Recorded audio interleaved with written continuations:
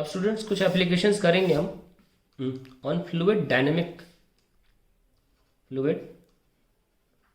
Lift.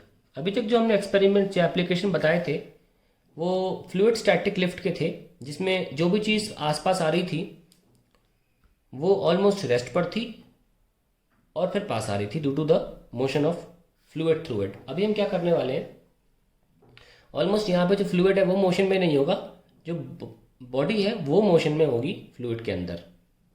ठीक है, तो फिर पहला आता है मैग्नस इफेक्ट।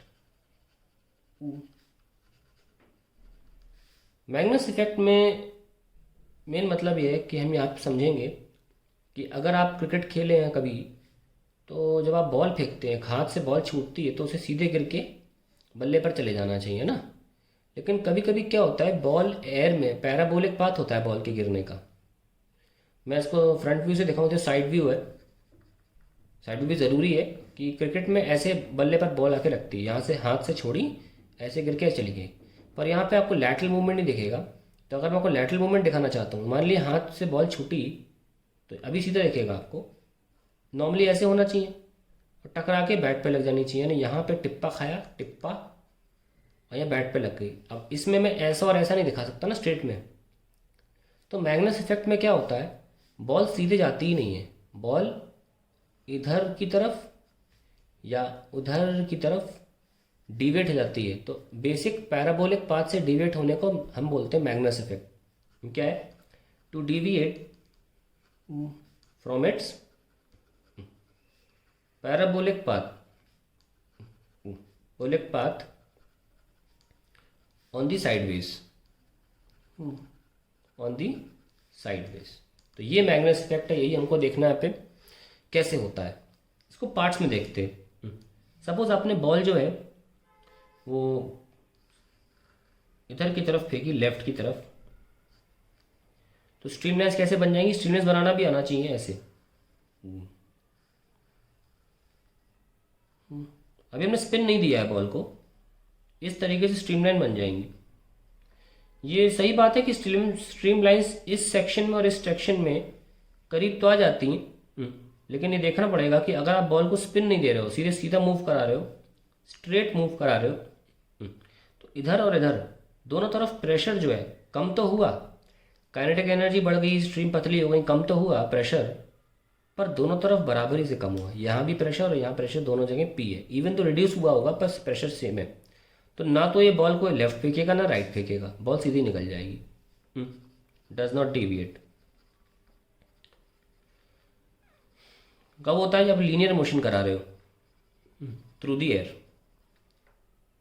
अब मान लीजिए आप सिर्फ स्पिन करा रहे हो और आप लीनियर मोशन नहीं दे रहे, इसी को कंबाइन करके मैग्नस इफेक्ट मिलेगा, इसलिए मैं पहले दोनों अलग अलग ले रहा हूँ।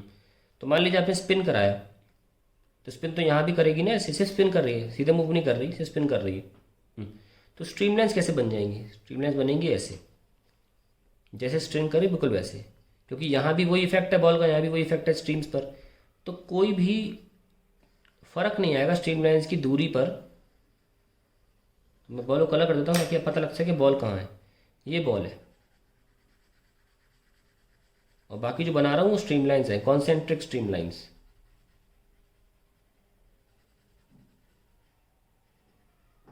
ओके, ये बॉल है और जो बना रहा हूँ ये कॉन्सेंट्रिक स्ट्रीमलाइंस है। बना और भी सकते हैं। तो यहाँ देखेंगे अगर कि यहाँ पे जो हमने बॉल को इधर फेंका तो स्ट्रीमलाइंस कैसे बनेंगी, उल्टा जाएंगी ना, इस तरह से। Yes sir no. तो इधर की तरफ स्ट्रीमलाइंस की स्पीड मान लेते हैं v, इधर की तरफ स्पीड मान लेते हैं v, और जब बॉल को अलग से स्पिन करा रहे हो तो स्पीड मान लेते हैं v1 और इधर मान लेते हैं स्पीड v1, बराबर होगी। अब दोनों मोशन एक साथ डाल दो, स्पिन भी कराओ और सीधा भी फेंको, तो देखो क्या होता है। अगर स्पिन भी करा रहे हो सीधा भी फेंक रहे हो तो क्या होगा, लेट अस सी। मैं इस पेज को छुपाता नहीं हूँ, मैं अगले पेज बना दूंगा, यहाँ इसको रखे रहने दीजिए। ठीक है, तो मान लीजिए मैं स्पिन भी करा रहा हूँ सीधा ही फेंक रहा हूँ, देखो इधर फेंक भी रहा हूँ और स्पिन भी है, तो दोनों स्पीड ऐड कर दीजिए। देखो ऊपर की तरफ v और v1 ऐड हो जाएंगी, तो ऐड होंगी तो ये ज़्यादा करीब होंगी, है ना, एयर लेयर्स, क्योंकि यहाँ पर स्पीड होगी v प्लस वी वन। और अगर हम दोनों मोशंस को क्योंकि ऐड कर रहे हैं तो यहाँ स्पीड क्या हो जाएगी, नीचे के पोर्शन में v और ये उल्टी है माइनस वी वन, तो यहाँ पे जो स्ट्रीम लाइन्स है वो दूर रहेंगी एज कम्पेयर टू अबव। यहाँ स्पीड होगी v माइनस वी वन, तो यहाँ स्पीड कम ज़्यादा है, यहाँ स्पीड कम है, तो यहाँ प्रेशर क्या होगा, प्रेशर लेस, और यहाँ पे प्रेशर क्या होगा, हाई, प्रेशर हाई होगा, जिसकी वजह से प्रेशर डिफरेंस बनने की वजह से ये बॉल जो आपने यहाँ फेंकी थी, जैसे पैराबोलिक चले जाना चाहिए था नॉर्मली, ये ऐसे की लैटरली शिफ्ट कर जाएगी। That is called Magnus effect. तो मैग्नस इफेक्ट समझना है तो पहले लीनियर मोशन, सर्कुलर मोशन समझें, स्ट्रीमलाइंस बनाना सीखें, और उसके बाद ही आप ये दिखा सकते हैं। अगर एग्जाम में मैग्नस इफेक्ट आता है और आप डायरेक्ट ये लिखते हैं, I can't give you marks, ठीक है, because you are not giving me explanation why v plus v one, why v minus v one. The explanation comes from this part, these two diagrams. Diagram बना दीजिए, काफ़ी है, और फिर and में explain कर दीजिए आप कि यहाँ पर ज़्यादा स्पीड है, यहाँ नीचे कम स्पीड है, इस वजह से ऐसा होता है। तो ये स्विंग बोलते हैं, इसको एयर स्विंग बोलते हैं, और इस वजह से ही ये होता है। तो थोड़ा सा आपको स्पिन देना पड़ता है तो आपको एयर स्विंग मिल जाएगी।